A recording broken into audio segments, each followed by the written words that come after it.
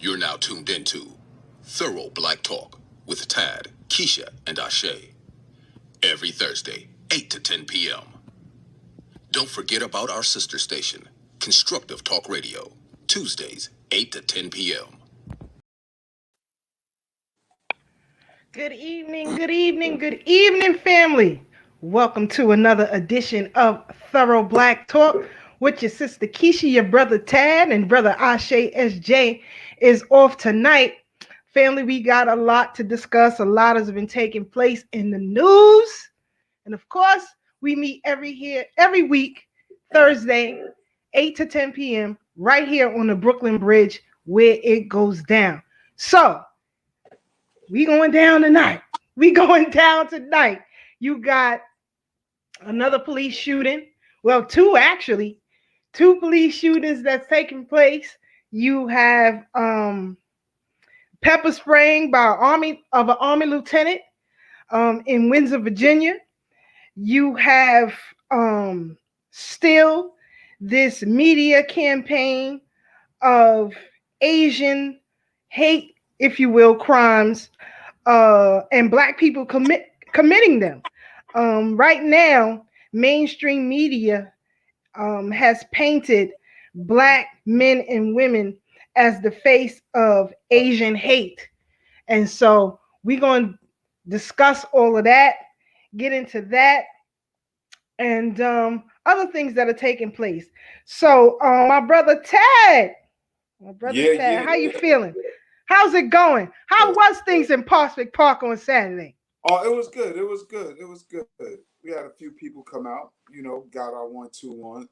One person still complained about their body hurting, but they enjoyed it. In the beginning, folks always like, figure eight. Did you do figure eight? Is that what did it? You know what? We didn't even do figure eights, Sister Keisha. We didn't even do the figure eights. How about that part? We did some Charlie's Angel lunges, some high-low planks, some prisoner squats, just full body movements. But then I had them do the battle ropes also, the jump ropes, had running suicides, jumping jacks, a bunch of those, But nonetheless, it was a great look. Expecting more people to come out this Saturday, That's why I started it early, for everybody to get their jump start on for the summer. We want everybody looking summertime fine. And I saw you and Sister Katasha was laughing. I said, folks want to tone and tighten their areas of concern. Look, not everybody want to lose weight. Some people just want to tone and tighten some areas with y'all too. I said, my sisters are crazy. Y'all had me laughing out loud. I said, they cracking up. That's a good thing. Got to keep you laughing, brother. Got to keep you laughing. And shout out to Sister Katasha and Brother Kifaro. They'll be back soon enough on a check-in when things get right. But anyway, as I said, Brother Tad, a lot of things have been taking place, and I'm glad that you got the boot camp going, because right now is a time where you need to be motivated to be healthy and to be fit in light of what has been happening or what is happening.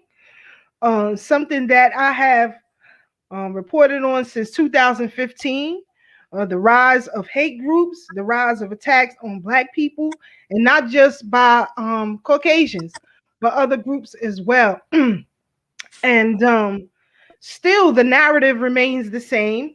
You go out and protest or shout, make some signs or whatever, and a deal is already cut behind the scenes, and the families are already calling for peace, and it's the same old rhetoric over and over again. But I want to discuss this recent shooting, Brother Ted, of a young Daunte Wright, I believe 20 years of age, out of Brooklyn, Minnesota.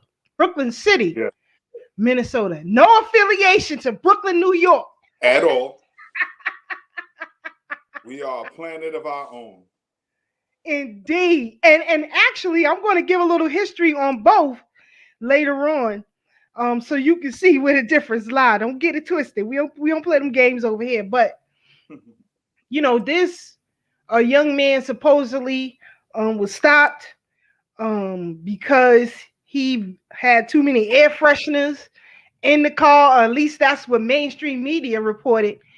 And then chase ensued, if you will, and he was stopped again by 26-year-old veteran Kim Potter, who not only a 26-year veteran, excuse me, but also one of the trainers, if you will, of law enforcement there.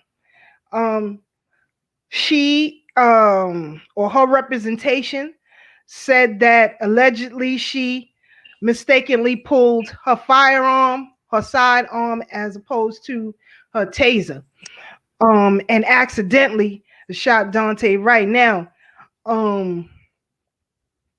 I just want to say for the outset that Daunte is biracial. His mother is Caucasian. His father is black. And actually, it's a sad situation there in Brooklyn City, Minnesota.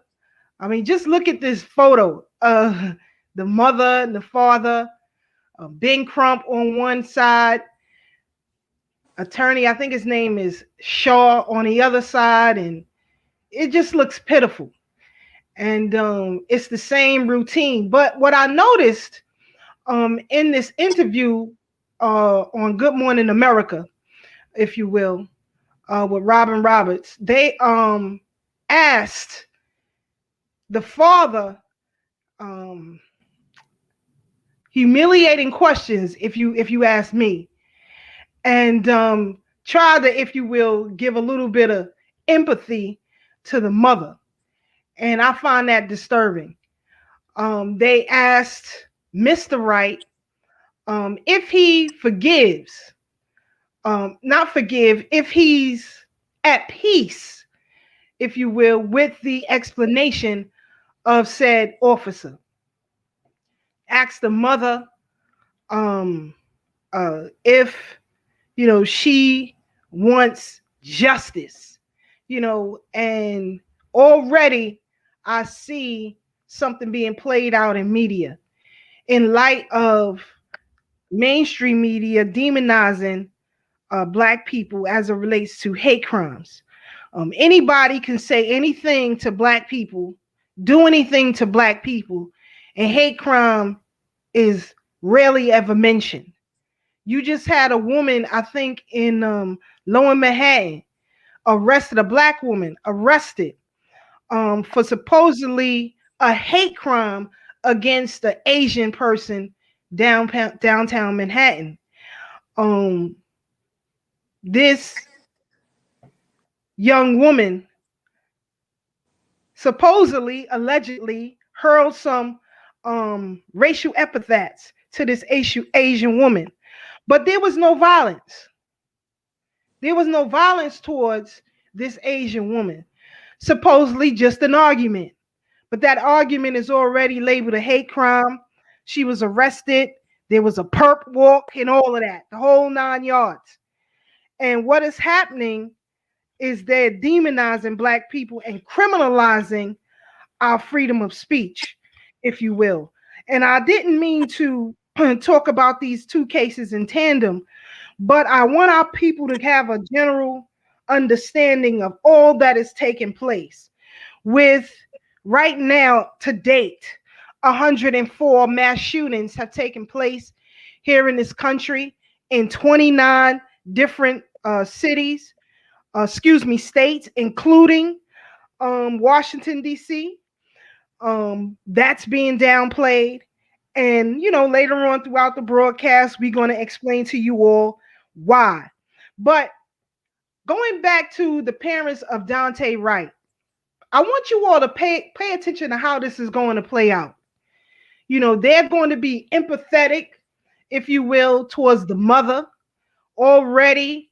I think the father's sister has been the spokesperson for the family, um, coming out before the media, hysterical and understandable because that is her loved one.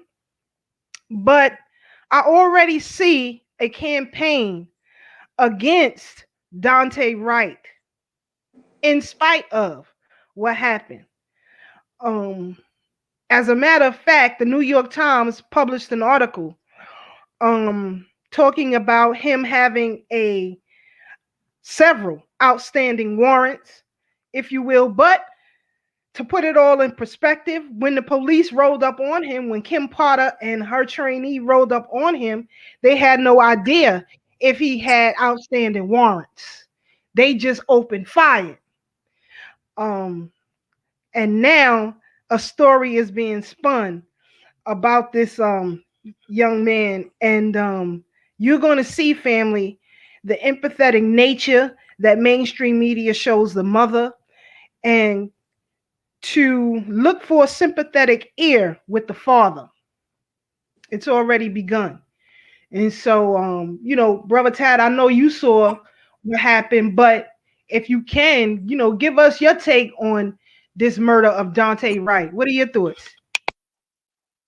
I think the same as the rest of the community. We're outraged. We're tired of the same old rhetoric and the script that goes along with it.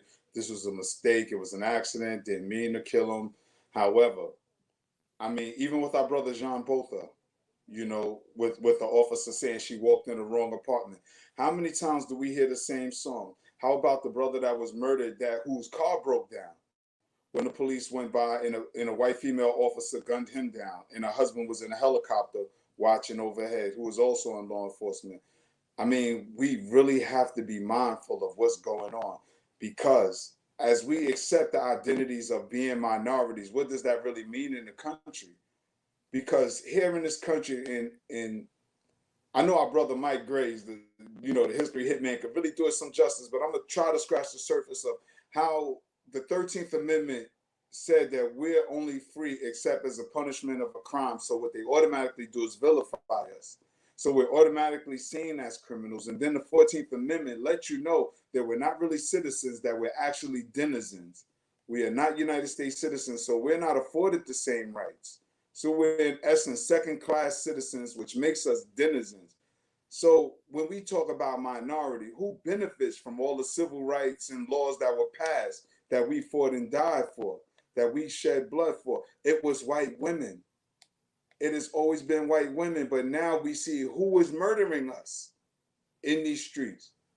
White women. But who lied on Emmett Till? A white woman. Who lied on a brother that started the Tulsa, Oklahoma riots? A white woman. Who had the Scottsboro boys arrested? And of course, we could talk about the Central Park case. And so we got to really get our head in the game when we start talking about people of color and minority, because sure enough, as you touched on, the sister being arrested, from having a confrontation with an Asian person, we got to be mindful of what's happening and who we're against, and that the wickedness and the evil has no gender.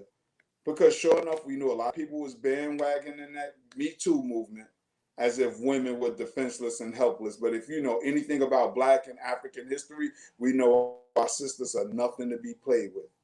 Our sisters have always been warriors, but now we got to watch their women as well. They're not the little damsels in distress that we've been propagated to accept. So who are murdering us now? And it's just painful. Not just the murder of our folks, but our people being so gullible as to not really understanding what's happening right now. Having a blind eye, because sure enough, we're going to talk about the propaganda that goes on in the mainstream media, what the CNN director has admitted to, which Sister Keisha, you and I have always talked about, the falsehood in the media.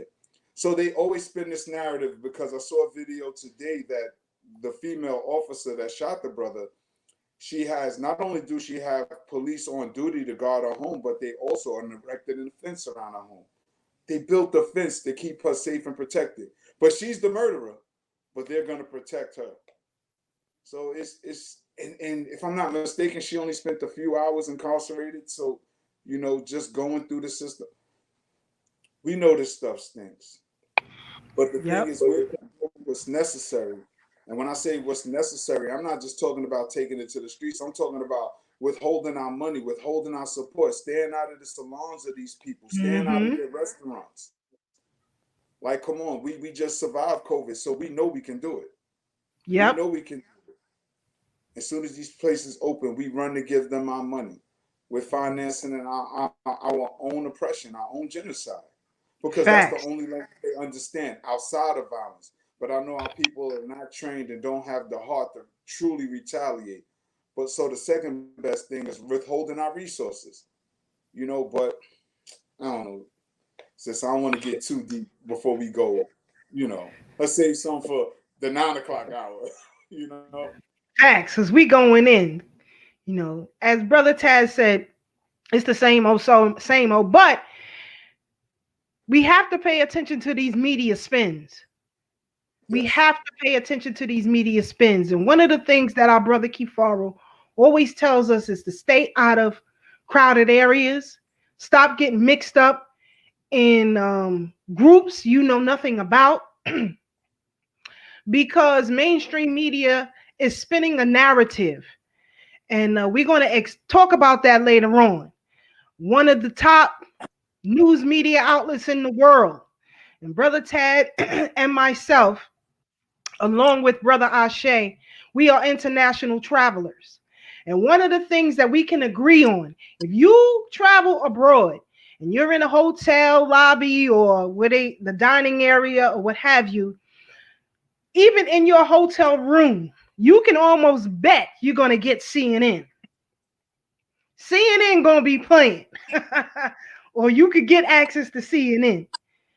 So later on tonight, we're going to expose CNN. There was some undercover investigations that was done, and we have access to that footage, and we're going to show you where to get access to that footage of directors from CNN's technical director and CNN's graphic director, talking about how they spin the narrative as it relates to the vaccine, as it relates to hate crimes, and their complicitness with groups like Black Lives Matter and others. So we're going to get into that in the 9 o'clock hour. But I want to go back to this case with Daunte Wright. Now, here is an interview that was done on Good Morning America. You can go to their YouTube page. It's there. This is nothing that we concocted or anything like that. But I'm going to break this down because I want our family to understand what's really going on here with these type of interviews. Because unfortunately, it's going to continue to happen. And you don't know how close in relation to a victim you may be. Could be you. You need to know how to deal with media and what to say and what not to say. Who to speak to and who not to speak to. Just this evening, videotape of the shooting of Adam Toledo out in Chicago, 13-year-old Latino kid. You didn't see his parents trot it out in front of the media, asking if they forgive the police officer, if they are accepting of the police officer's accounts of what took place. None of that. You didn't see any of that. Only thing you heard or saw was a press release from their legal representation. And this case is also going to play out very differently. So I want our people to understand exactly what's going on and pay attention here. Now, with this interview, like I said, with Robin Roberts on Good Morning America, that took place on the 13th. But listen to how Robin asks the questions of the mother and the father. Which attorneys answer and which attorneys remain silent? Pay attention to this, family. Hold on. Father, Katie and Aubrey Wright, along with their attorneys, Ben Crump and Jeff Storms. Good morning to you all. And Mr. and Mrs. Wright, my family and I join many others in sending our condolences, and we hope that you're getting the support you need to help you during this difficult time, and we appreciate you spending some time with us this morning to talk about your son. Mrs. Wright, you said that your son Daunte called you after he had been pulled over by the police. Can you please share with us what you all said to each other? He called me and he said, Mom, I've just been pulled over. I said, for what? They said they pulled me over because I had air fresheners hanging in the rearview mirror. I said, okay, we'll take them down. And then he said, well, they're also asking for insurance. And I said, well, when the police officer comes back up to the window, give him the phone and I can explain and give him all the insurance information. He said, okay. And then the police officers came back up to the window and asked Daunte to step out of the car. And Daunte said, for what? Am I in trouble? And the officer said, we're going to explain that when you step out of the car. And they asked him to put the phone down. And I heard the phone getting put down pretty hard, whether it was on the floor. I don't know where he put the phone down. And then I heard scuffling and the girl that was with him screaming. And I heard an officer ask for them to hang up the phone, and then I didn't hear anything else.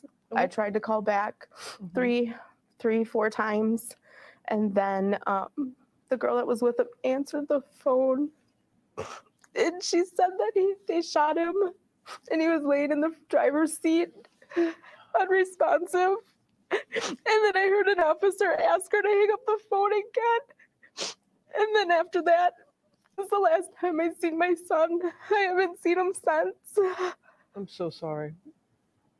Just the anguish.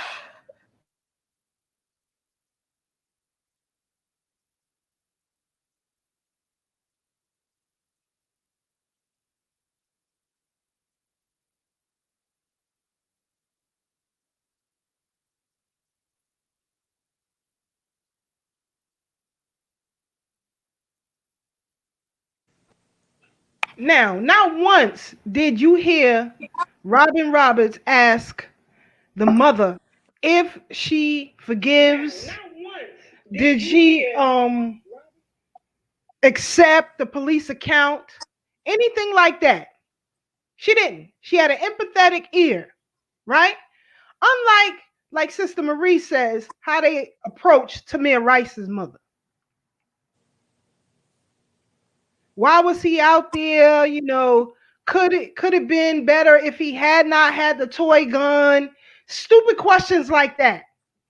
You didn't hear Robin Roberts ask this mother these same type of questions. Now watch how she flips it with the father. Check this out.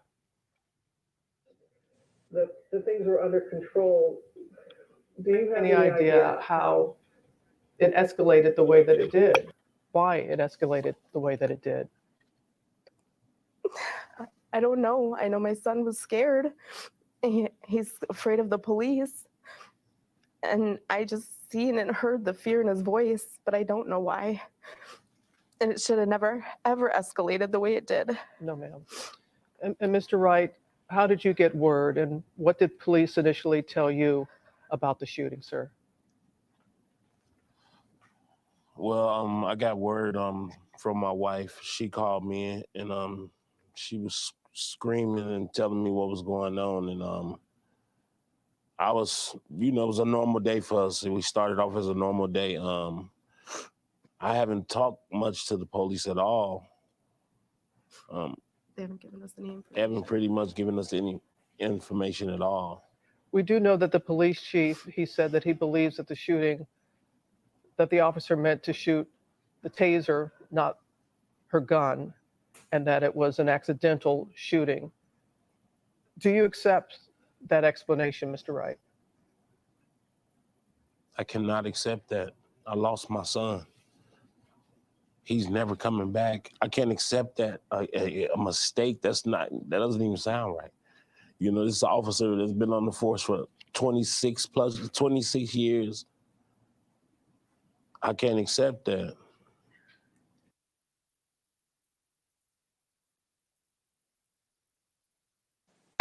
Now, like I said, why they ask him that? They didn't ask her that. Normally they ask black mothers that. And this is because the narrative has to be played out that black people must have a sympathetic ear. Let me tell you, brothers, something. And sisters, you get in these interracial relationships with these people and you think you have a safe cover. You don't. You can play this game if you want to. Now, mind you, this was in Brooklyn Center, Minnesota. Now, when I first heard when this shooting took place, my immediate response was, okay, let me look up the demographics of Brooklyn Center, Minnesota, of which I did. And then I wanted to look for the history, if you will, of Brooklyn Center. Well, it turns out that Brooklyn Center, Minnesota, let me share this screen because we want y'all to see what we see. Give me a second here, family. I think y'all got it there. Can you see that, Brother Tad? Nothing yet. It's loading. All right, I think it's there now. There All right. go. Yeah. Here we go. So, Klansmen founded city where Daunte Wright was killed by cop. Sheriff The Earl lights of an apartment complex named after former Ku Klux Klan member shown just above the clouds in tear gas used to disperse protesters outside of police headquarters, Brooklyn Center, Minnesota, after an unarmed 20-year-old black man was fatally shot during a traffic stop on Sunday. The KKK member was Earl Brown, on whose farm the city of Brooklyn Center was founded back in 1911. Along with Earl Brown Farm Apartments, there is Earl Brown Heritage Center, Earl Brown Tower, Earl Brown Drive. Until June 2020, there was also an Earl Brown Elementary School and the city's annual summer festival that was called the Earl Brown Days until 2 months ago. The names were changed in a long delayed response to 2013 book by Minneapolis high school history teacher Elizabeth Dorsey. The book, The Ku Klux Klan in Minnesota. I'll put this article in the chat so you guys can continue to read it, but I wanted you all to see the history of Brooklyn Center, Minnesota. Founded by a Klansman, festival named after the Klansman, buildings and towers named after the Klansman. And here it is, this black man marries this white woman and lives in a town founded by the Klan. And think you're going to be safe? We got to look deeper, family. We got to pay attention. You have no cover. You have no cover. None. Now, Brooklyn, New York ain't got no history in comparison to Brooklyn Center, Minnesota. That's crazy. So now you understand the philosophy of the police departments, the philosophy of the race soldiers in that town. They are living up to their doctrine. It is a Klan city. So listen, I feel bad for any mother who's lost her child. But brothers and sisters, you got to be careful what you engage yourselves with and who you engage yourselves with. This is not a game. And already the narrative is coming out about Daunte, his supposed criminal history, if you will. Check this out, family. Hold on, because they already starting with the narrative. It's already coming out. I said, New York Times had an article. It says, rage is the only language I have left. This is an article written by Charles Blow, right? But here's a shortened version. And it says, with rioting still going on, the New York Times chooses to run this column by its notorious lowbrow, hothead columnist Charles Blow. Charles is, black, just so y'all know. But anyway, rage is the only language I have left. Society has become horribly desensitized to police killings of black men. Do you ever get the feeling that the less true his statement is, the more Charles Blow believes it? Yeah, okay. It's just another Charles Blow column of the New York Times. One of the first times I wrote about the police killings of unarmed black men was when Michael Brown was gunned down in the summer of 2014 in Ferguson, Missouri. The Midwest is hot, y'all. I'm trying to tell you. You can't escape. Brown was a black teenager accused of an infraction at a convenience store just before his life was taken. The only reason Michael Brown was unarmed when he died was because he failed at his first attempt to take the policeman's gun. Or so they say. They always got to push that narrative. True blue. Now there's another. Daunte Wright, shot and killed during the day in Brooklyn Center, Minnesota, not far from where Floyd was killed. There's the video. Of course, you all seen the video. But once the police, are armed and anxious, they can be that way in all cases against an armed suspect as well as one who is unarmed. Telling which ones are armed and which ones are unarmed can be the tricky part. For example, here we go. Daunte Wright apparently did not have a gun in the car in which he attempted to initiate the high-speed chase. But the open warrant for his arrest on aggravated robbery that the police were attempting to arrest him for was for when he held a gun on a woman and choked her while demanding her rent money. A commenter points out that there was another warrant out for Wright's arrest. This one is for fleeing cops and leaving the gun under the seat of a car. So, okay, family, they already trying to push this narrative to get away with it, to make the people sympathize with what they doing, with what's going on. Exactly, Nikki. She is black or race mixed. It is what it is. And LGBTQ. We got to be careful with these groups that we align ourselves with, what we get out here and protest for, what we involved in without knowing all the facts. We got to be very important. Very strategic in how we do these things. So this narrative is going to come out. So already, I'm just telling y'all, when you hear it, you know what's going on here. So again, family, just be alert.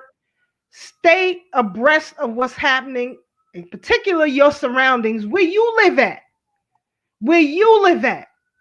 Stay focused. If you guys got to start forming some neighborhood watches, then start forming some neighborhood watches. You could do that legally. You got to police the police, especially where you at, in these gentrified areas particularly. But I'm going to step off this and we're going to move on to Lieutenant Karan Nazario, who was pepper sprayed in the face by a Windsor, Virginia police officer. I think his name is Joe Guetierrez. I think I'm saying that right. Forgive me if I'm not. But he was stopped. He pulled into a well-lit area. Was asked to step out of his vehicle. He asked the officers what's going on, letting the officers know that he was on duty, a member of the military, and wanted an explanation. And a confrontation ensued, if you will. So let's play this videotape real quick, and we're going to come back and talk about that because there are a lot of coincidences that we need to connect with this case. So give me a second, family. Let me just pull this up. Here we go.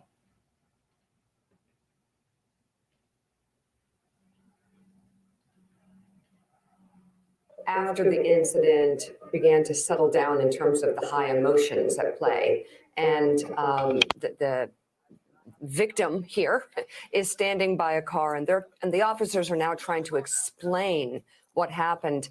This exchange makes me wonder why he's only suing for $1 million. Take a look. I understand you want to get to a well-lit area, a well-lit area. I get that, but when we follow you that long, look at the climate this day, and against everybody, against us, against y'all, against everybody. Really? I mean, Cedric Alexander. Really? The climate's bad for them. You know, throughout my adult life, I've always tried to give benefit of the doubt to police officers. You will, and I've said it on the show. Yeah. Again, family, you know, he was stopped, pepper sprayed, and I really didn't want to show all of that because this is just ridiculous. And already they're coming up with excuses as to why it happened. But these are race soldiers.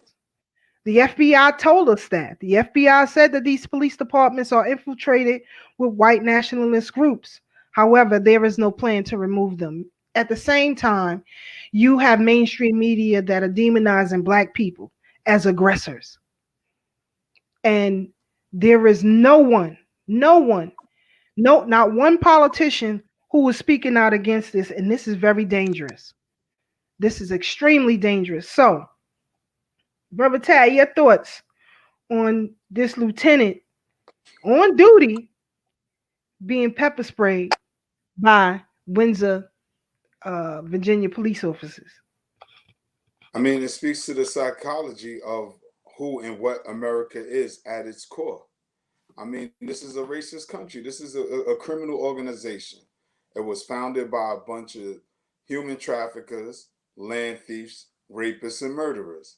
And they keep the tradition alive. Now, who were their greatest victims? We were.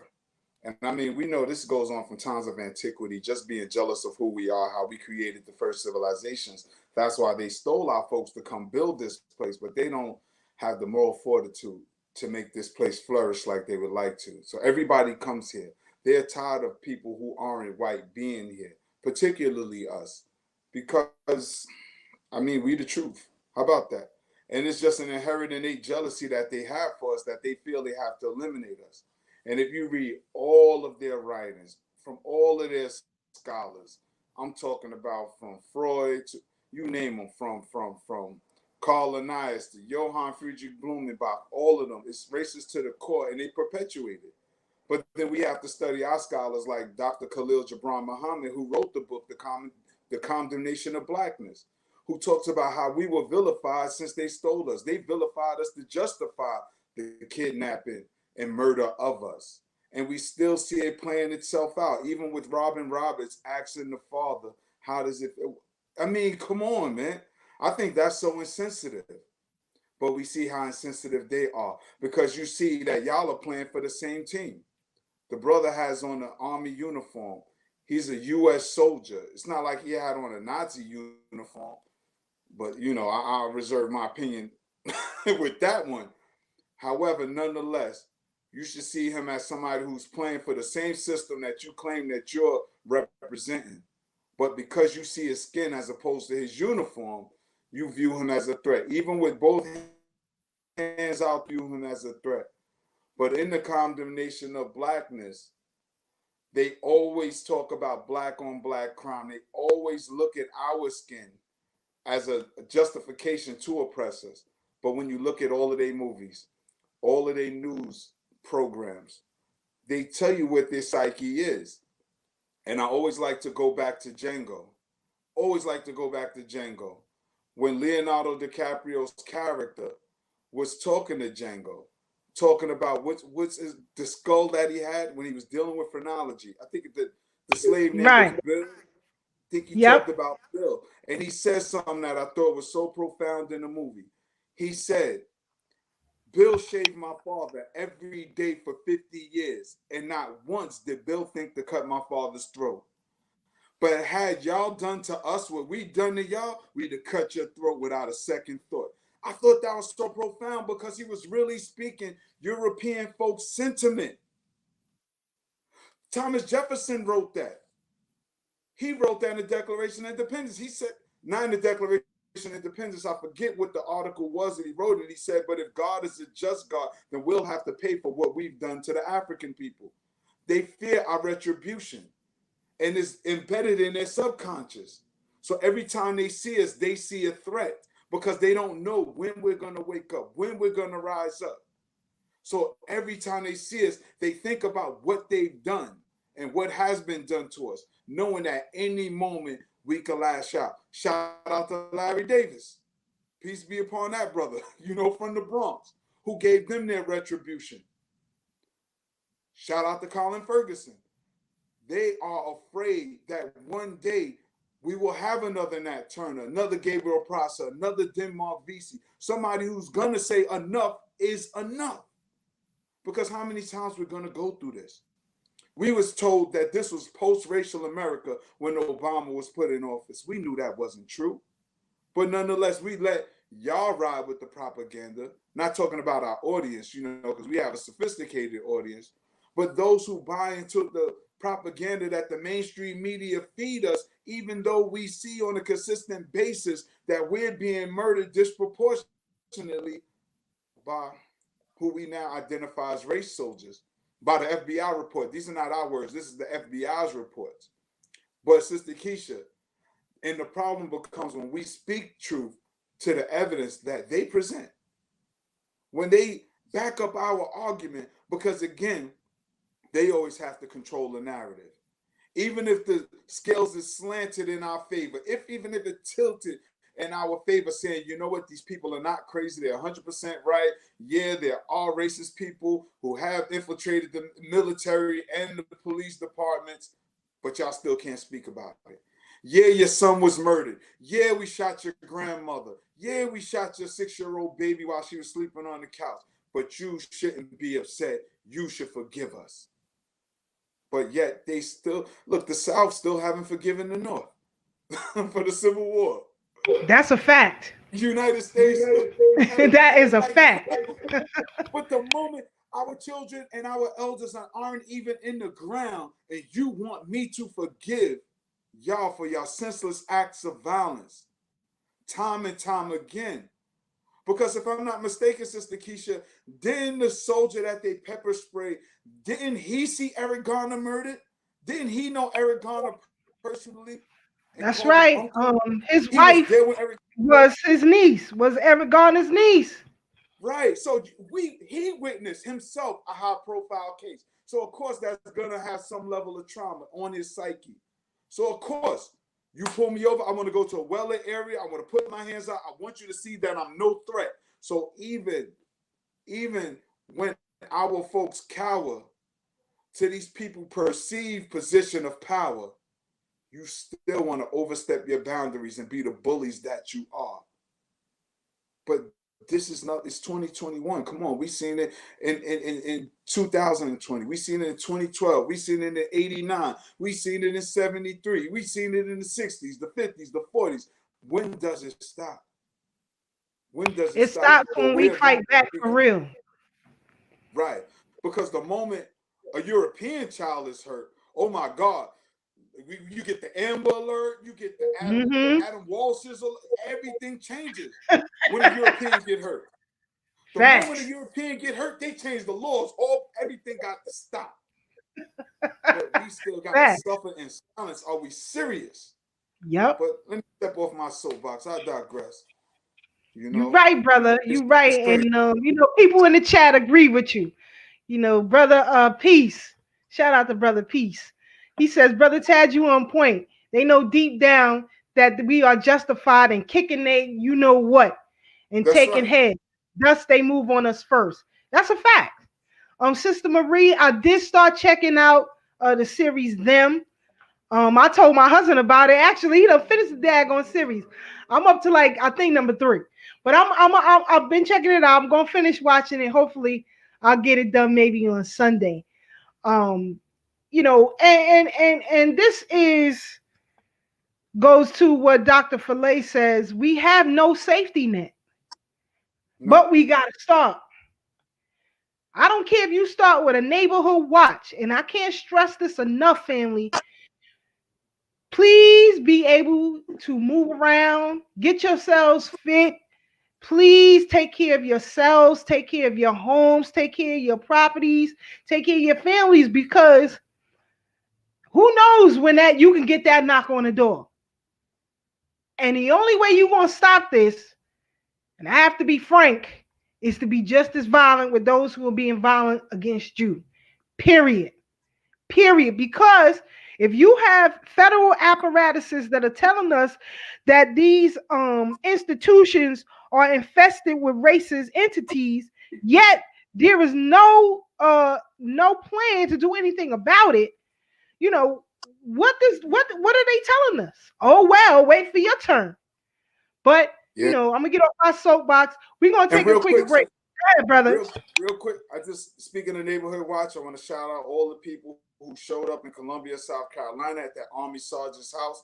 Let him know that, put him on, and that's what we have to do. We have to just start showing. But I think you and I talked about that years ago.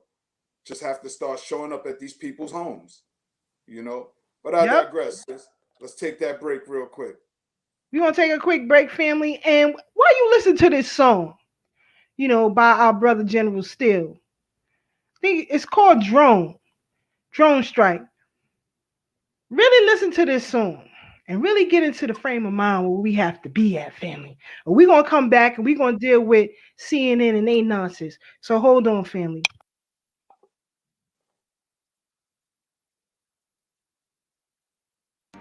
People, and it was like almost instantaneous that someone was like, confirmed weapons, here's the 9-line, you're cleared hot, and we fire a missile, and the safety observer's counting down. He counts down to 0, and he says, slash. Connoisseur in the art of war. Armageddon soon come, watch the carnivores. Armed guards by the corner store, war regime. Operation lockdown, blocked under quarantine. Another teen shot, cop got off scot-free. Million man march on the oligarch property. In this game of monopoly, they gentrify the colonies and force us into poverty. Slavery the main commodity, communities under siege, more prisons the policy. Freedom ain't free, at least not in this entirety. We riot and fighting to make change in this environment. Our leaders mislead us with trick knowledge. They feed us from the fetus that violence begets power. Lead showers, shootouts with the chrome pipes. Drive by, innocent ones dying the drone strike. I'm not running, no, I'm a standing fire, fighting for my dignity, drone strike. I'm not running, no, I'm a standing fire for my dignity. Bombs over Lebanon, ancient wars, Asian orange, drop the megaton. Praying upon sacred land, blood was spilled upon. Building buildings upon the graves of children in the killing farms. Ill-informed politicians giving seminars. Missiles for secret orders issued from the Pentagon. Desert storm, ethnic cleansing in Sierra Leone. How can we all just get along? We slaying our own. Provocateurs sworn to sabotage the catalog. Gunpowder laws, Skyforks raped the camouflage. Mercenaries in the mezzanine, cannons drawn. Shit's a battle zone, they kill Floyd with the cameras on. Illegal chokehold, acknowledge the politics. Trying to breathe, had to take a knee, Kellen Kaepernick. Terror dome, getting it on with pole lights. Casualties of war, more lives lost in the drone strike. I'm not running, I'm standing fire, for my dignity, No, I'm not drone strike. I'm not running, I'm standing fire, for my dignity. Coming like they want to make a human sacrifice and crucify you like them crucify Christ. I'm not running, no, I'm not gonna run, no. I'm not running, no, I will stand and fight. It's like they want to make a human sacrifice and crucify you like them crucify Christ. But I'm not running, no, I'm not running, no. I'm not running, no, I'm a stand and fight. Yeah, from crooked cops, man, they're always on the block. From all the injustice, then even will it stop?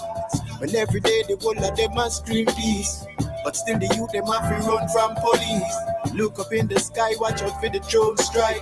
Want to crucify you like them crucify Christ. And every day another human sacrifice. But I'm not gonna run, I will stand and fight.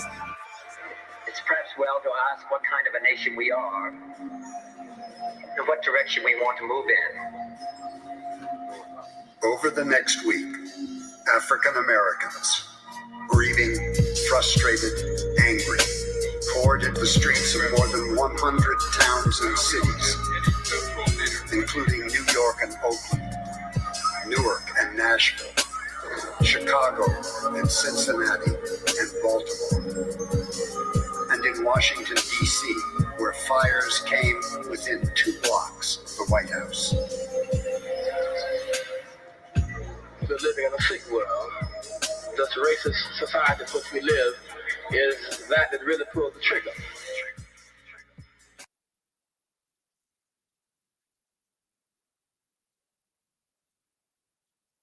That's our brother General Steele, Brooklyn's own, baby. Check out that CD. Yeah. Nightmare, Part 3, City Under Siege. Every joint is fire. I'm trying to tell you. Yes, brother Kev, get that joint because, especially if you in workout mode or you at the range, I'm trying to tell you, that right there, get you going. Then you might need it when you're doing Brother Tad figure eights. I do.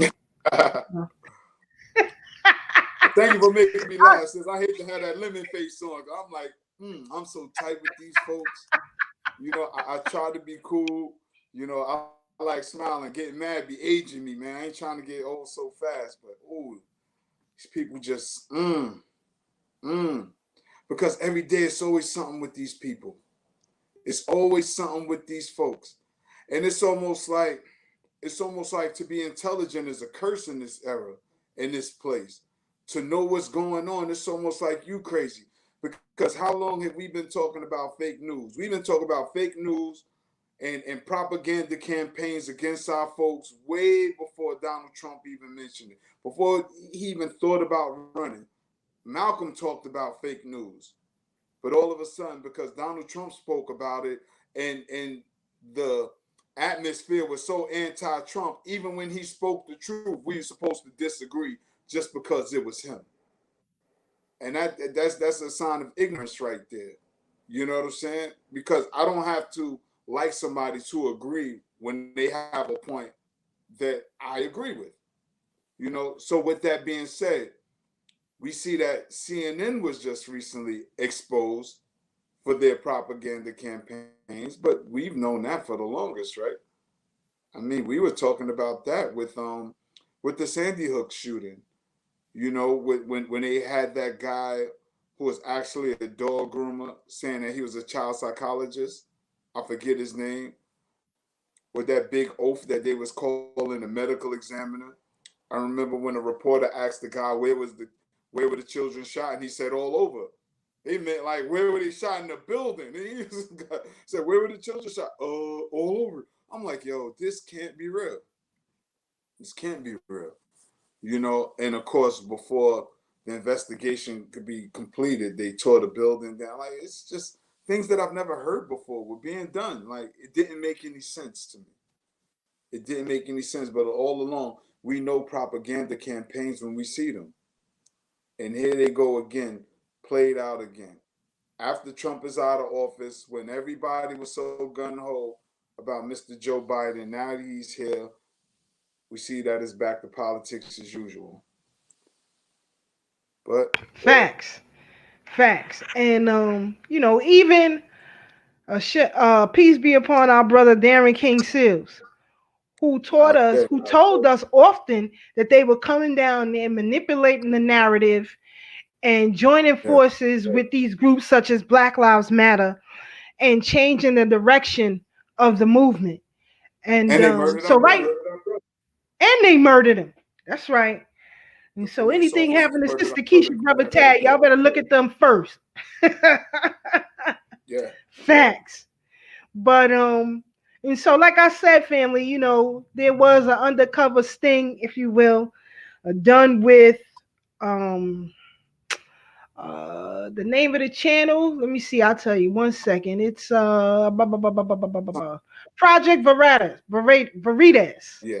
I think I'm pronouncing that right. Well, Veritas. shout out to them anyway. Shout out to them. Yes.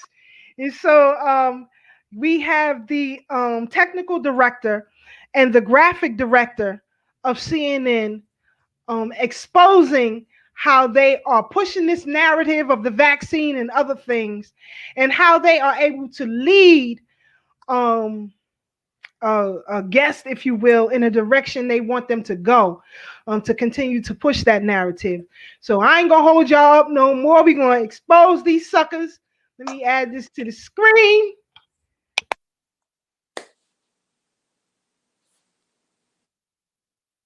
We would always show shots of him jogging, him in aviator shades, and like you paint him as a young geriatric.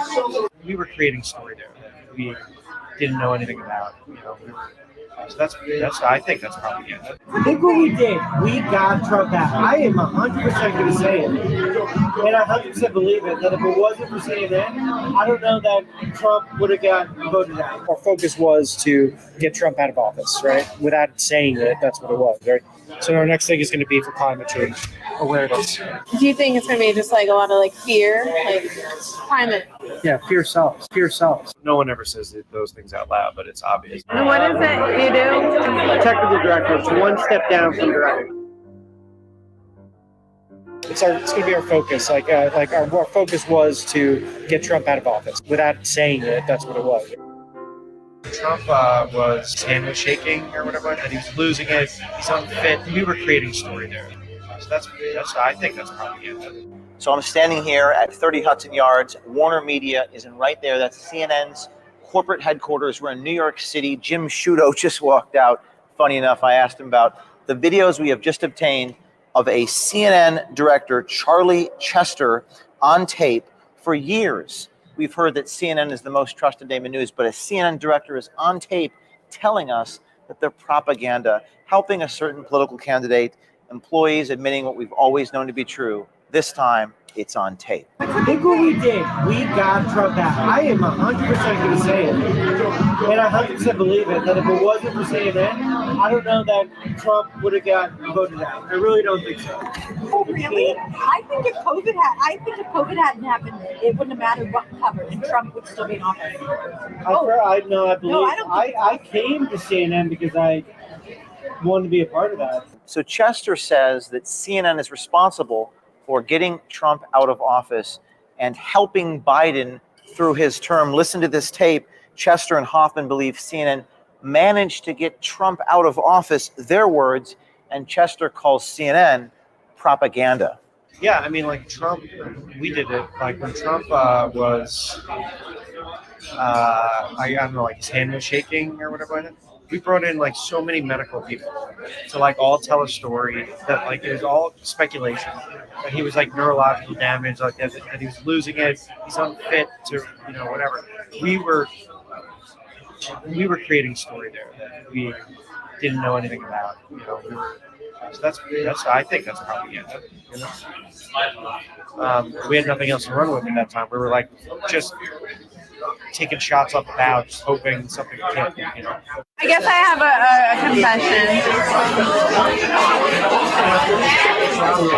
I worry about Biden and his health, I guess. Your news health? What? I said Biden, our president. Like I want to just like literally, I just want to like take care of him and make sure he's okay. Like he's definitely the whole thing of him running during the entire run for the campaign, showing him jogging was obviously a deflection of his age, and they're trying to make him like healthy. Is that what we did? I don't know. Like, what do you mean? We would always show shots of him jogging, and that I'm healthy, blah blah blah, and him in aviator shades, and like you paint him as a young geriatric.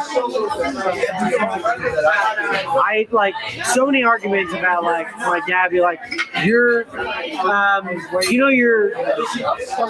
voting in Kamala Harris because he's gonna die in the presidency. And I'm like, that can die. Right. I don't think it's But I'm okay with that. Right. I'm okay with that. I think she could She'd probably be better, but she probably could be a bitch in like a board meeting, and you'd hate her as a boss. But she's real and better than what we got, right? Regardless, yeah. I don't see. I think we got him through this term. Even after Biden was sworn in, CNN still seemed to maintain a bias in their reporting, according to Chester. And then so there are complaints that like we're not covering that Biden tripped up the stairs. Oh, did you? Like we talked about it briefly, but you talk about that briefly. You don't make that a huge okay, so but the fact that we talk about the Trump tripping is a bigger nuance. It's a nuanced conversation because that's a sign. Did we harp on Trump tripping? I think we talked about it a little bit. As long as we talk about it a little bit with Biden, then I think we're like we didn't cover it at all in God. Like we didn't talk about it. Whereas if it had been Trump tripping up the stairs. Chester didn't just take credit for Trump's loss. He also alleges it was CNN's, quote, focus. They were focused on getting Trump out of office. Chester also believes that in the current news cycle, there is, quote, COVID fatigue. Chester saying that CNN has a game plan to fix that fatigue. I think there's just like a COVID fatigue. So like whenever a new story comes up, they're going to latch onto it. They've already announced in her office that once the public will be open to it, we're going to start focusing mainly on climate, climate like global warming, and like that's going to be our next like I don't know, like what's the word I'm looking for? It's going to be our focus. Like our focus was to get Trump out of office, right? Without saying it, that's what it was, right? So our next thing is going to be for climate change awareness. What does that look like?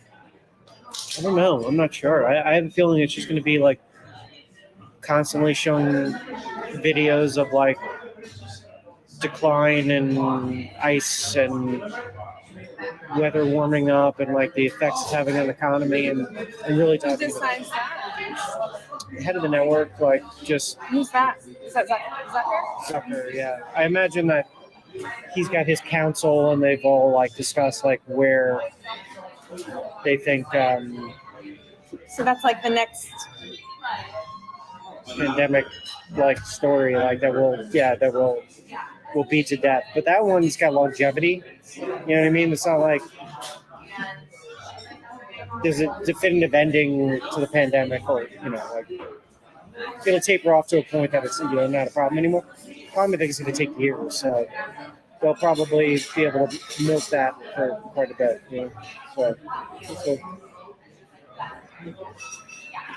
So climate change overload. Be prepared. It's coming. Stories like right now, we had an inside track right now where 2 stories are going to be pushed. Climate change is going to be the next COVID thing for CNN. We're gonna hone it. Focus on that. I love it. But that's a fair thing But to commit to that as a network. You said it's going to be like the new COVID. I feel like, well, that's the way it was built. Unless that was just a call to arms to get people to start writing and then we'll assess it. I don't know. But do you think it's going to be just like a lot of like fear, like climate? Yeah, fear sells. Jeff Zucker, I think you need to change your motto, the most trusted name in news. Your own employees, your own director is on tape actually telling the American people what we all believe to be true. The question is... Our focus was to get Trump out of office, right? Without saying it, that's what it was. Why isn't Charlie Chester willing to say the private part publicly? He'll say it privately, but he insists it's important to conceal it, to hide it from people. And that's the question, Mr. Zucker. Why is it so important to hide the truth of what you're really trying to do from the people?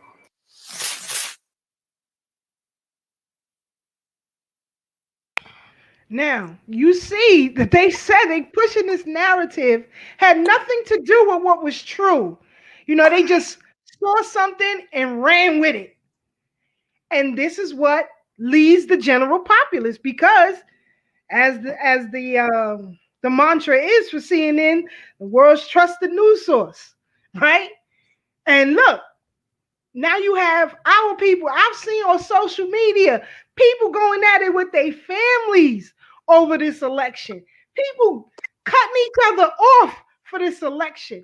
Meanwhile, it's a narrative to get you to react that way. To get you to react that way. And I'm with you too, Brother Kev. I don't care where the information comes from. If it's the truth, it's the truth. That's it. Period. Period. If it's the truth, it's the truth. But, you know, this expose, if you will, goes on, and he talks about the new thing. It's going to be climate change, something else to get you locked down, to get you in fear. So just be aware that when the next big storm comes, you know, they might be pushing this. And also consider, when you're watching mainstream news, this continuous push for the Green New Deal. Again, pushing that narrative, and to get you to go along with it. But as this investigator goes on, you're going to hear this director of CNN, technical director, say that CNN and other media outlets like it aren't real news sources. And that the real news sources, the real voices of the people, are grassroots shows like Thorough Black Talk and podcasts that come out of people's basements. That we lead the narrative. So, you know, I don't want to say Thorough Black Talk said it. We're going to continue to play the video so y'all can see it. But Brother Tad, what you think about what you saw thus far? Come on, man. Like, I think you said it all. We've always been saying it's been propaganda. That's why we created our show, so we can talk from our perspective, because we do practice the 7 principles of Kwanzaa, and this one is Kuji Chakali, is self-determination. We speak for ourselves. We don't need nobody to speak for us. Not none of these fake leaders, not none of these corporate ran media outlets.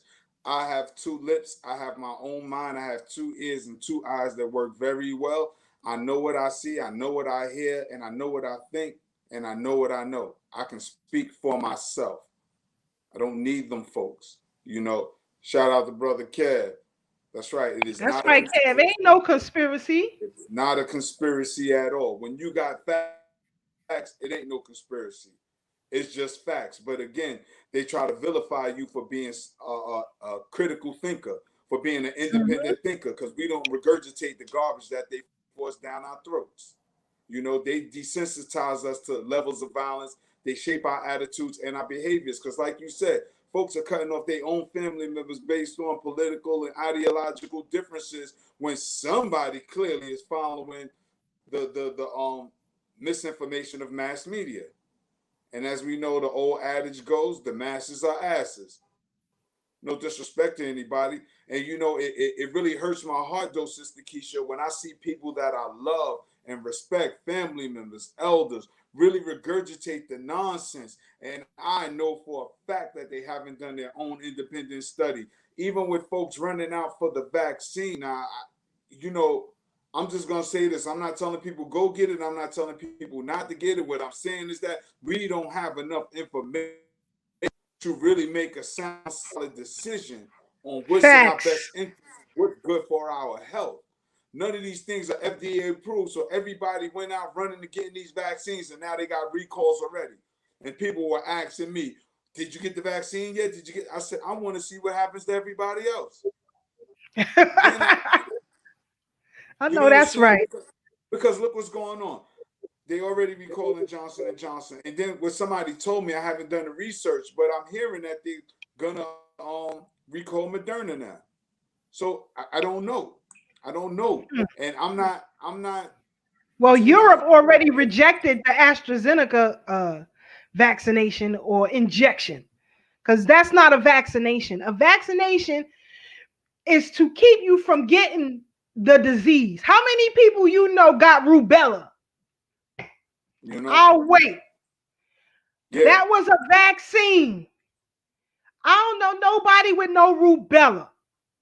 But you know what's funny, Sister Keisha? And I don't know if we touched on this last week, but I remember a couple of years ago when here in Brooklyn, in the Jewish community, there was the measles outbreaks, and they were trying to force the vaccination on the Jewish community. And I said on this platform, on our other platform, I said, yo, what they're trying to do is get rid of religious exemption, because once they get the Jews to kowtow to it, don't nobody got a leg to stand on when they really try to hit us with the vaccine. Because remember, at the same time, they had just released a documentary called Vaxxed, which is hard to find now, where you had doctors in the documentary talking about how these vaccines do more harm than good and give a lot of children autism and the likes of that.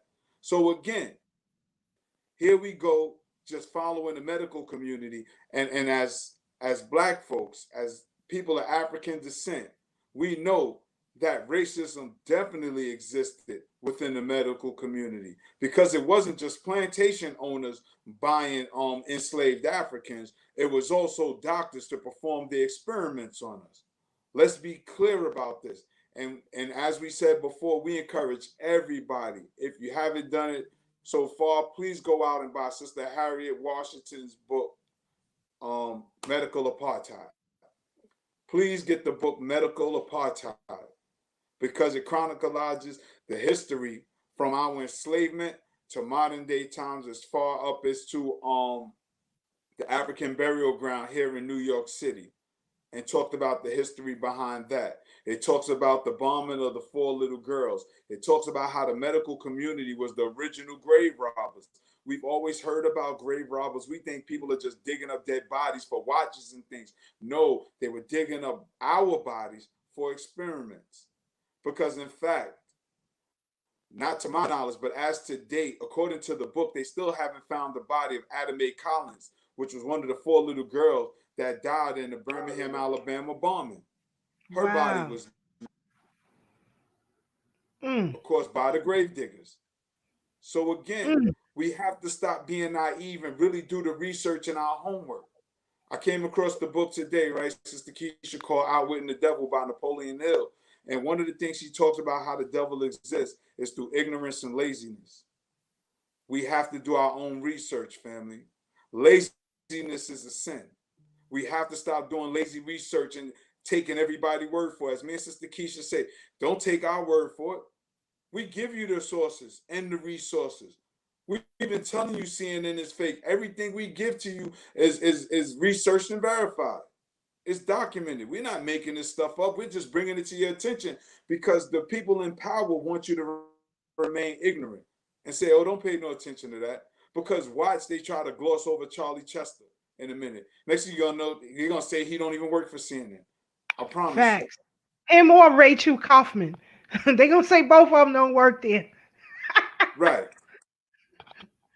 Shout out to Sister Adenike. I see you, girl. Sister Adenike, yeah. You know, so again, family, we're giving you the resources, and it's sad, though, that we're at the critical mass, because I think it was 4 or 5 years ago, we talked about pistols and passports. We said they got something coming down the pipeline. So they're forcing this poison on us. If you ever read Behold a Pale Horse, William Cooper talked about silent weapons for quiet wars. Our ancestor, Del Jones, peace be upon him, talked about the Civil War in his book, Invasion of the Body Snatchers. He talked about the globalists fighting the white nationalists. That's why they was in an uproar when Trump was talking about he's a white nationalist. How did we see the Civil War play out? These folks went and stormed the U.S. Capitol. They're not playing. We're playing. We're sitting on our hands, and we're giving you valuable information. You know, we're David. We can beat Goliath, but we got to be smart about it. We have to outwit them folks, you know. But I digress. I'm step off my soapbox. No, you're right and exact, my brother. You're right and exact. And again, family, you know, in my humble opinion, we're going to have to start getting right. And I can't stress that enough. Please be alert. Please be alert. Don't get into shouting matches with family members. You know, Brother Ray, I think he said people was bragging about it. I got my shot. You go right on the head. And you know, Johnson & Johnson, this over 12,000 settled and unsettled lawsuits. My mother died of ovarian cancer, from complications of ovarian cancer. You and I both can remember when we was kids, or you seen kids, people got powder on the neck. You know, it's hot in the summertime. Johnson All the Johnson while, baby oil and the baby powder. Don't forget all the the baby while, oil. these products had lead and asbestos and other things in it that caused harm to many people years later. And we're gonna go through that a little bit later too, because you know Sister Keisha got the receipts. I got those cases too. All 12,000. I don't be playing. But hold on, family. We're gonna get all 12,000 cases. All 12,000. I don't be playing. But hold on, family. We're going to show you part 2 of this expose on CNN. Hold on.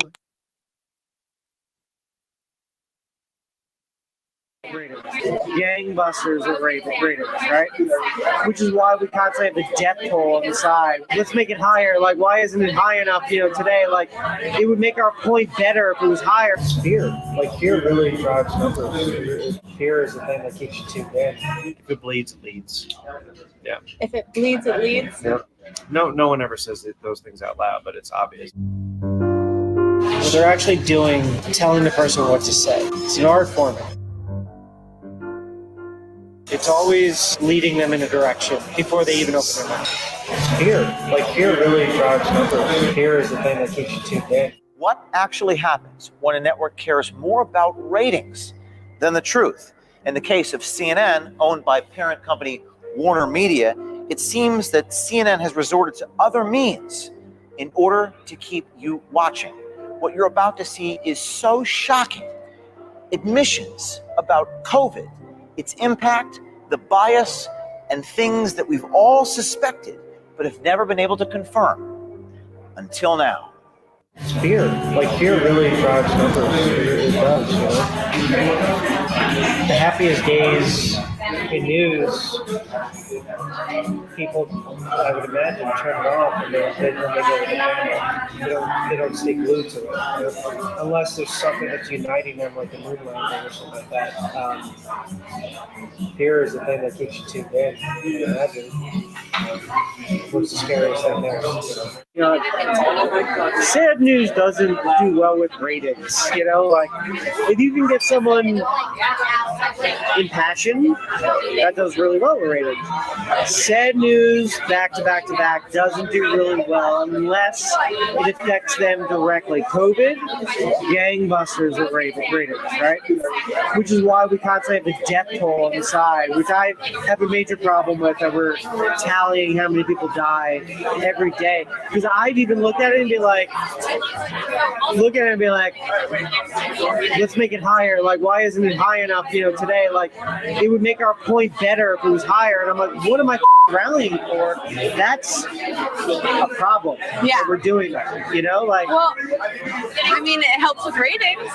Of course, yeah, but yeah, I would expect. I have a job, sure. Like, I'm happy about that, but yeah, I don't know. Who gets to like decide how long that stays on, or like? Head of the network.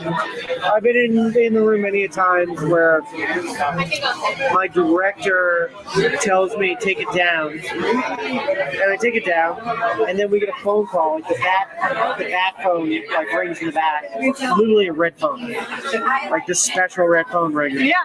And they pick it up, and this producer picks it up. And you're mop, mop, mop, mop, mop. And every so often they put it on speaker, and it's like the head of the network being like, "There's nothing that you're doing right now that makes me want to stick. Put the numbers back up, because that's the most enticing thing that we have. So put it back up." So like things like that are constantly talked about. It's most likely a Jeff Zucker call. If Jeff Zucker, head of our CNN, he makes the call. Is that like the head of the network with the red dot phone? Now, in the first video, Charlie Chester and Rachel Hoffman gave us a first-hand account into how CNN's president, Jeff Zucker, really is on a minute-to-minute basis, even when it comes to graphics on the screen, COVID graphics. Charlie Chester referring to the red phone that rings to update the graphics, because remember, folks, it's all about ratings. But why don't you guys at CNN show the recovery rates on the death tolls at least? Recovery rates. Oh, who's had it and then recovered. Because that's not scary. I would imagine that's why they don't do it. Yeah. That's what I figured. If it bleeds, it leads. Yeah. If it bleeds, it leads. Yep. I like that.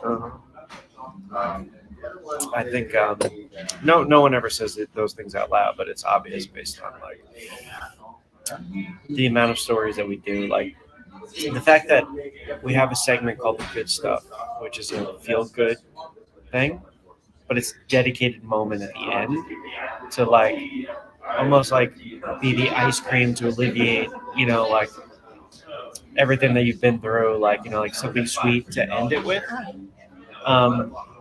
Because everything else is like doom and gloom. I mean, it's human nature. I mean, like I find myself watching more news when there's something looming and scary. Chester seems to have lost faith in CNN's ability to do honest reporting, not just at CNN actually, but in news generally. I mean, there's no such thing as unbiased news. There's too many agendas. There's too many people that have jobs that need to feed their families for it to be unbiased. It's impossible. The most unbiased news is grassroots, out of people's basements with podcasts. That's the most unbiased you probably get. And unfortunately, the trend is that when they could actually start making money off of it, you start to inherently destroy the thing that you love, by like moving. Do you think up. CNN's done that? Yeah. I don't think CNN's any different than Fox. I think it's on the different side of it, but I think they come off as very altruistic, but I think we buried the lead a lot. I think we... You ever watch... We have to sit down and watch it together for me to like point out some things. Listen to the way they ask questions. Because they're not actually asking questions. Any reporter on CNN. Okay. What they're actually doing is they're telling the person what to say. It's an art form in it. What's it? There's an art form to it. But it would be like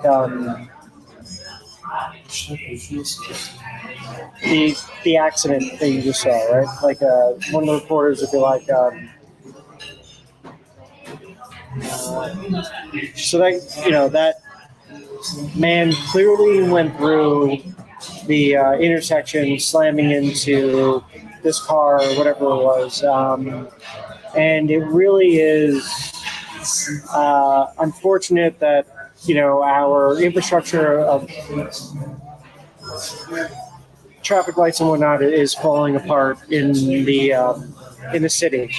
How do you feel about the traffic lights and the infrastructure and whatnot? We've led them to talk about how we want them to talk about it. It's always like leading them in a direction before they even open their mouth. And the only people that we let on the air, for the most part, are people that have a proven track record of taking the bait. I think there's like an art to manipulation. I think some people have figured it out inherently, but like with the media or just like in general, and in just conversations. Yeah. I think when you ever meet somebody that you feel like you're being gaslit by, start to listen to how they word things. What do you mean? Inflection, saying things like twice, there's little subtleties to how to manipulate people. What's the difference between doing that like on a one-on-one basis or like a widespread news organization? Oh yeah, I mean it's enough to change the world. You know? Yeah. Isn't that the plan? There's a plan. I think this time it worked with like the Trump thing. But look at the other side, how devastated they were. So were we the good guys, the bad guys? Depends on which side you were looking at it. You know? Yeah. Chester is fully aware of the power that CNN has over people. His words should caution people everywhere who takes the journalism at these corporations seriously. He tells us not to take it seriously. Chester tells us explicitly how the news business works. Now, if you thought this was bad, stay tuned for the next one, because in the next one, Chester gives us CNN's roadmap to the reality that they want you to believe.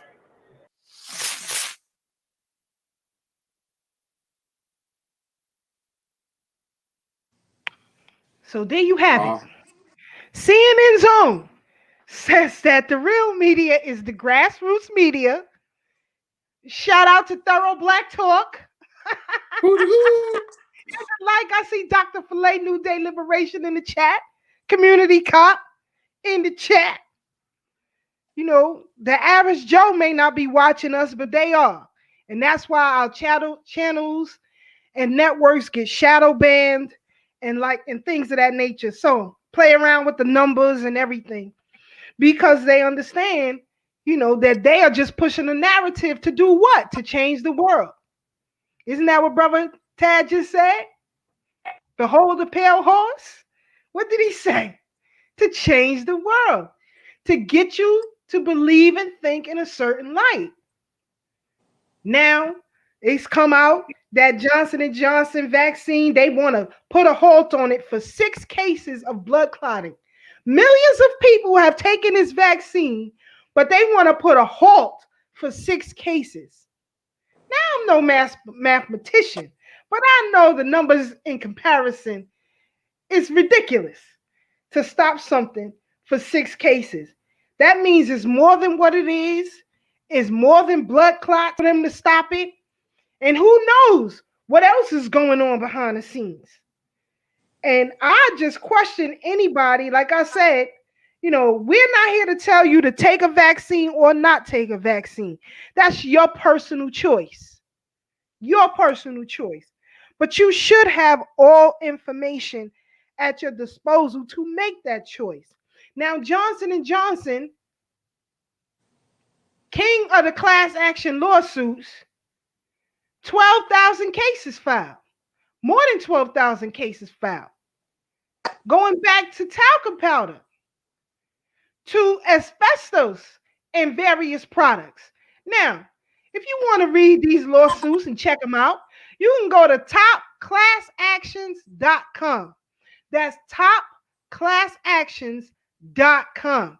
And you can look through the pages and pages and pages of all these cases involving Johnson & Johnson at your leisure. But I'm just telling you, or we're just telling you, we don't make this stuff up. There are apparatuses out here where you all can find it. Now, the next time someone wants to bully you about doing something that you don't want to do, you go to Top Class Actions and you pull them cases up and say, wait a minute. Now, if Brother Tad, who is a personal trainer and fitness coach, if Brother Tad was not certified and pushing a service that he was not going to produce, he would be criminal. He would be criminal. They're telling you they have something that could prevent you from getting a common cold or whatever this is. But that's your right. You do what you want to do. We over here, we not playing these kind of games. We wanted y'all to see exactly what's been happening with mainstream media so that you can go out and tell your family, you know, check out Thorough Black Talk. They showed a video with CNN's very own. Their own employees exposed them, not us. Their own employees exposed them. But I want us to really, on the real side, Learn to investigate these stories that are put before us. Dig a little deeper into what you're being shown. Do your own research. You got smartphones, personal computers. That's what they are. That's what a smartphone is. I ain't a techie, but I do know that much. Research the information. Don't let these people play games with you and your health. I know, Brother Tad knows, you visit a doctor's office. It's mandated that the doctor's office be clean, that the utensils or the tools they use be sterilized, that they wear gloves and keep the what do you call that? What's that thing you call examining tables sterilized and clean? They cover it sometime with tissue papers or whatever it is to make sure that the environment is clean. Why does that all go out the window when it comes to getting tested and getting a vaccine? You can get tested in the basement of an apartment building, on the side of a road, in the back of a fast food restaurant, all kind of stuff. What happened to the sanitation as far as that is concerned? And now you got all these people on the line. If you say that social distancing is a way to avoid the spread of said disease, why are you gathering all these people on the street corners at Yankee Stadium? They even doing it at Yankee Stadium. Like, what the hell is that? What happened to the protocol of being sterile? You don't know what's around you. You don't know the environment of these stadiums, parking lots. They even had a car dealership where people was pulling into the drive where you pick up your vehicle at to get the goddamn test. I'm like, this is crazy. It don't make sense. Were they giving away cars with the test? I don't know. They must have been giving away Cadillacs that day. I don't know, Brother Chad. Who knows? But I don't know. You have to count me in for an Escalade. Brother Chad getting zapped for the Escalade. But this is the shenanigans. You even had a medical professional. I think I posted last month on Instagram who talked about this vaccine, and I showed it here on this program as well, being a form of reparations. What kind of nonsense is this? And you got people pushing this stuff. And let me tell you something, based on history, and as Malcolm said, let history reward all research. Based on the history and the medical establishment that Brother Tab pointed out earlier, hasn't been too good with black folks. It hasn't been too good. And I'll let history be my guide. It's just like a woman gets raped, right? Let's say she gets raped down the alley. I don't know, Bedford and Nostrand. Let's say she gets raped on the corner of Bedford and Nostrand in Brooklyn. Every time she passed Bedford and Nostrand, it's going to remind her of that rape. You could talk to her. She can have as many therapists reach out to her. It don't matter. She gonna remember that attack that happened on the corner of Bedford and Nostrand. Why do you throw that same logic out when it relates to these people trying to inoculate you with something? If we have a history of them treating us unfairly, why would we trust them is beyond me. But again, that's your life. You go ahead. And Brother Kev say, they want to stop it. They may stop it because, you can't travel. Listen, nobody told you that the old passports no longer work. People just saying, well, I want to travel. I want to do this. Who said the old passports no longer work? You see how you run with stuff? See how people run with stuff? It's crazy. Nobody said that. And if so, legally fight them back. Fight them back. If you could spend in your closet, if you got 10 grand worth of footwear, then you should be able to get you an attorney to get yourself right. Shout out to the Brooklyn Mackey study group last night. Dr. Lewis did a phenomenal presentation about this vaccine and what they trying to push on the American people, or trying to get the American people to believe. But, I don't fall for the banana in the tailpipe. Brother Tag?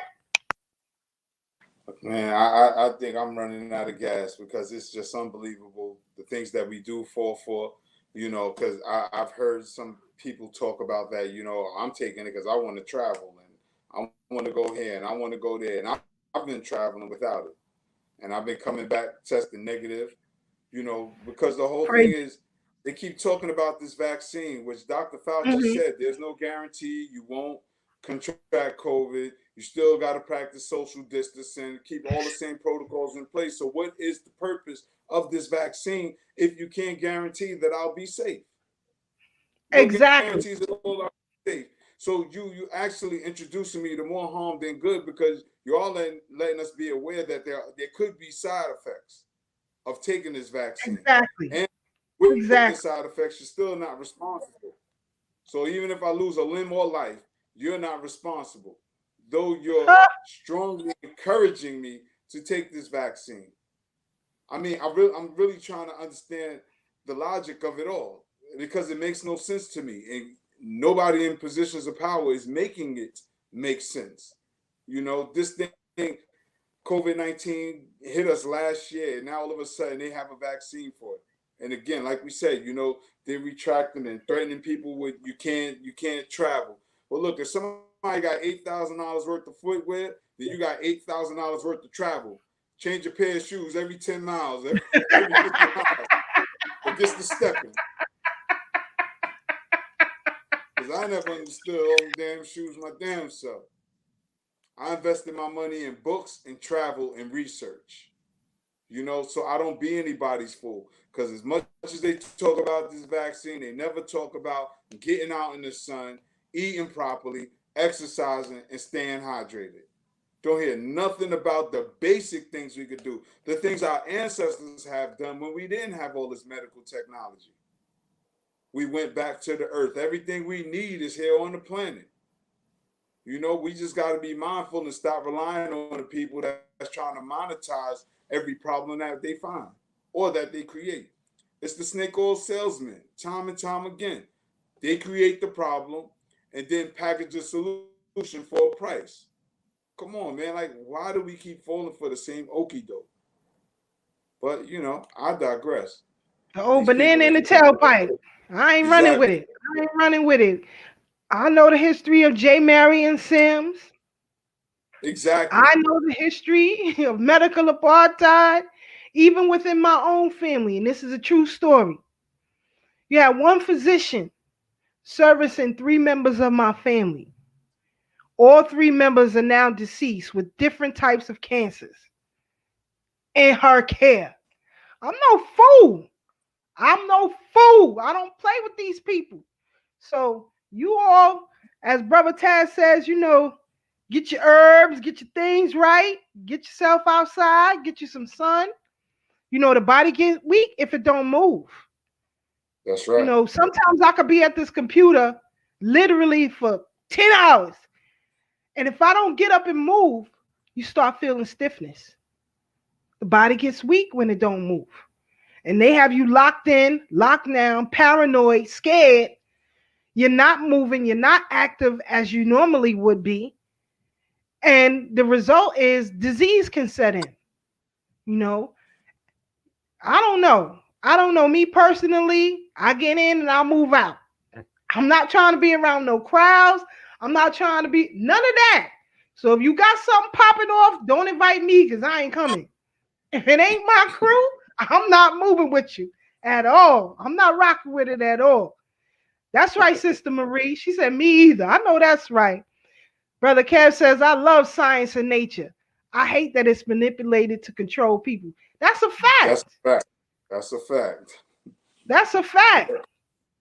That's right, Sister Marie. That's why people are dying. People are dying. Nikki says there have been numerous cases of women experiencing extreme changes in their menstrual cycle patterns after taking the Johnson & Johnson vaccine. So sad. That's true. You have to listen. Y'all go ahead if you want to. That's up to you. I'm not going to tell you what not to do for you and your family, but I'm telling you what we ain't doing over here. We make up our own minds, and we clear thinkers over here. We know I'm just preaching to the choir, but Maybe not. Maybe not. Because the things that I've seen on social media is crazy. And one of the things that I see too, Brother Tad, is setting in. You can see, being a parent, when children have outbursts, is usually a sign something greater is wrong. For something them to have outbursts for no reason. And that's what I'm seeing on social media. A lot of adults having these rampages and outbursts. I don't know if depression is setting in or what it is, but get yourself some vitamin D and get comfortable with yourselves. A lot of people were antsy. Soon as something pop off, they had to be there. And it's these large crowds. Again, family, if we are to understand it, what it is, why would you expose yourselves to that? Why would you expose yourselves to that? If it is, I don't know. I'm not a scientist, so I don't know. I'm just going on what's been put to us. But you have to be comfortable with yourselves. Be comfortable in your own company. I'm good by myself. A lot of people, unfortunately, Brother Tad, they don't like to be in their own company. And that's sad to me. That's really sad. You got to do a little deeper thinking. I don't have to be here, there, and everywhere. I'm comfortable in my own space. And matter of fact, I'm better off in my own space. Because you got the race soldiers out here trying to attack you. You don't know what the hell is going on. So you better be comfortable in your own space. But if they pull up on you, you better know how to deal with the situation accordingly. And you heard Brother Tad, Brother Ashe, and Sister Keisha many times on this platform tell y'all what it is. Sister Adeniki says, last year I was sick with flu and COVID. I went to the doctor, had blood work done months after my recovery. Guess what was low? Vitamin D. Been in the sun and supplemented vitamin D and been fine ever since. I remember when you were sick. Yeah. We talked for a while, chopped it up for a while when she was sick. But again, yeah, definitely. I mean, you ain't outside, you locked in. Man, listen, I'm not playing. Listen, y'all see Sister Keisha, I ride my bike. I got to get out there. Do it how you do it. You ain't got to do how I do it, but do it how you do it. Make sure you get out there. See Brother Tad at Prospect Park on Saturday if you in Brooklyn. She said my sister Marie says my sister caught it partying over the weekend up there. Wow. Nah, we good. If it's not my crew, my small circle, my family, and my small circle of friends, I don't rock. Stay over there, because Brother Kev says I'm a lone wolf anyway. I know that's right, Brother Kev. When you speak how we speak, people leave you alone anyway. Wow, that's sister, right. Glad you're doing what you. Yes, Sister Adenike is doing much, much better. I remember when she was sick, but and then too, who knows? You go into these hospitals and you may be diagnosed with one thing and it could be something else, putting you on different medications and ventilators. And family, just be careful. Myself, I got sick, but I steamed about 5 to 10 times a day, took my herbs. I was good. Listen, I don't do well with the medical establishment. Not at all. I don't do well. I haven't done well. They cut me open quite a few times. I had quite a few surgeries. And I'm good with that. I'm moving right along. They will never get another chance. And you just have to be careful, family. But we want to keep moving on because, again, family, we're going to wind this down. We got about 13 minutes left. But I want you all to finish up watching exactly what CNN is doing so that you can spread this information on your social media pages and your family members so that they can look for themselves and say, you know what, them black people, they talk that black conspiracy stuff. And, we get accused of all kind of stuff. But, as things play out, we proven to be right and exact. But hold on, family, you're going to watch the last clip and then we're going to roll up out of here. Check this out. A bunch of black men that have been attacking Asian. What are we doing? Like, we're trying to like help like with the BLM.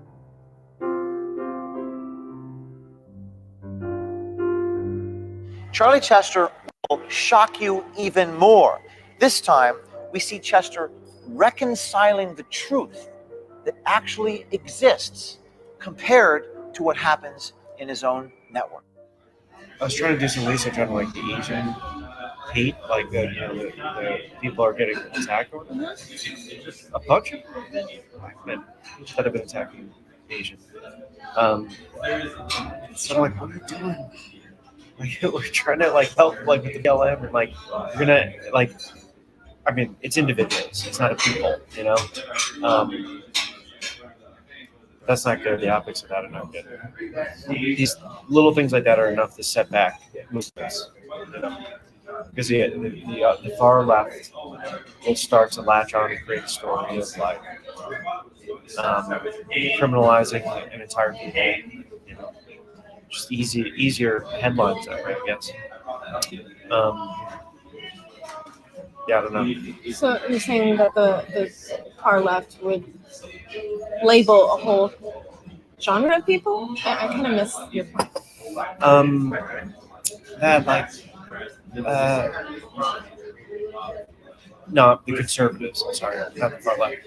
But I've noticed that like you'll get headlines that might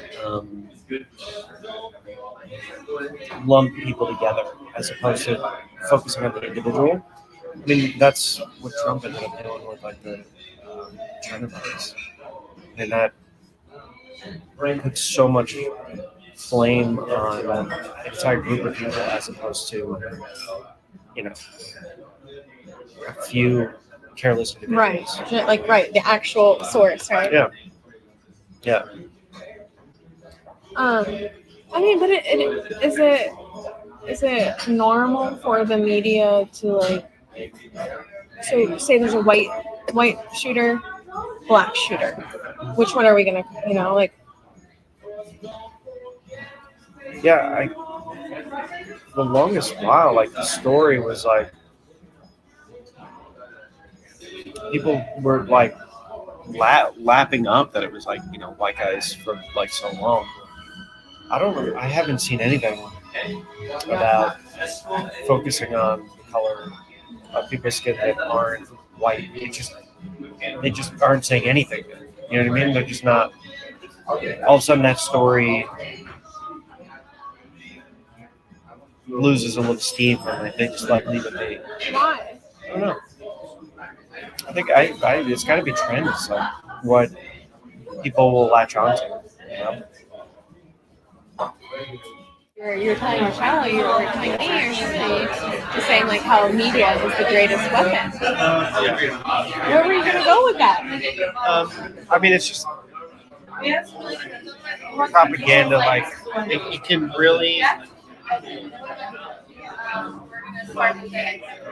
Sorry, my chime just went off. What do you mean by that? Like you can shape an entire people's perception about anything on how you do it, right? Like, how do you do that? Just by like forcing a story to help like your platform, like you can all of a sudden say like coal is the future of like energy. Well, that can be propaganda because like who owns the company might have stake in like coal mining. So like Trump getting blasted all over like constant feeds of like Twitter and Fox giving him a platform is what fueled that fire, Is CNN the most trusted name in news? Their own employees are telling us that they're not. But the same employees that tell us that they're not are also participating in the propaganda that they're ashamed of. And that's perhaps the greatest tragedy of all. That Charlie Chester is willing to say these things privately. He's willing to say the quiet part out loud privately. But they don't have the courage to say so publicly.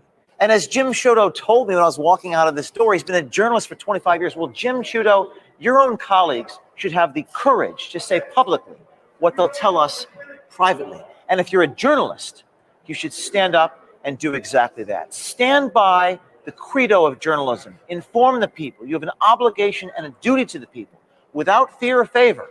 I doubt Charlie.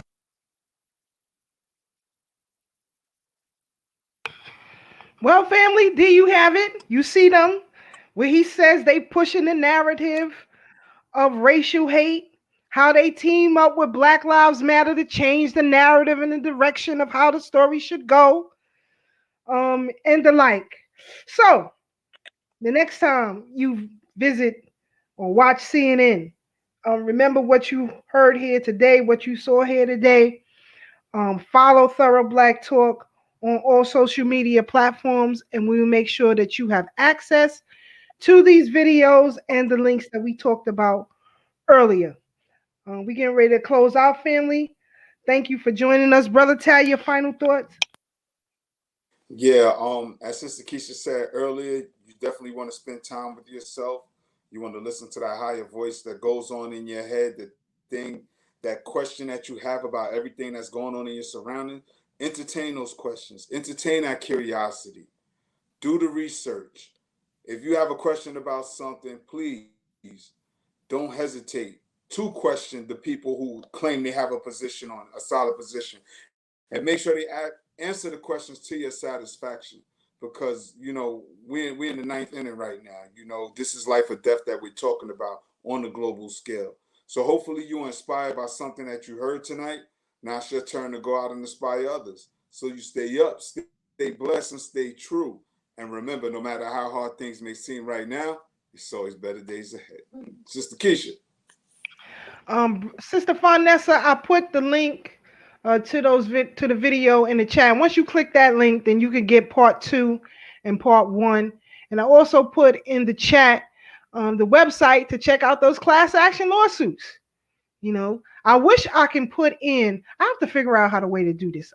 I'll figure it out over the weekend. But I wanted you all to see my database of police killings. And I stopped at 331. That was March 31. I ain't even do this month yet. It seems like it's happening one every day. But again, family, try to stay away from large crowds. Try to stay alert. In particular, if you live in gentrified areas, pay attention to apparel that you see other folks wearing. That should give you alert or send your black signals up that something is up. If you can, and you drive a vehicle, please get a dash cam. I would implore you all to purchase a dash cam or get one of those holders where you could keep your phone on your dash, so that just in case you are stopped by police or anybody, that you can record for yourself exactly what takes place, because this war is serious. This is not a game. These racial attacks that you see are test runs for what is to really come down the pike. And it seems like other ethnic groups are joining forces against us, and all we have is ourselves. So family, again, thank you all for tuning in. Me and Brother Tad, we tired, we out, and we catch y'all on the other side again. Brother Ashe, we want to send our healing prayers to Brother Ashe that he gets well soon, and hopefully he'll be back with us again next week, family. So again, thank you all for tuning in. We out, y'all. Good night.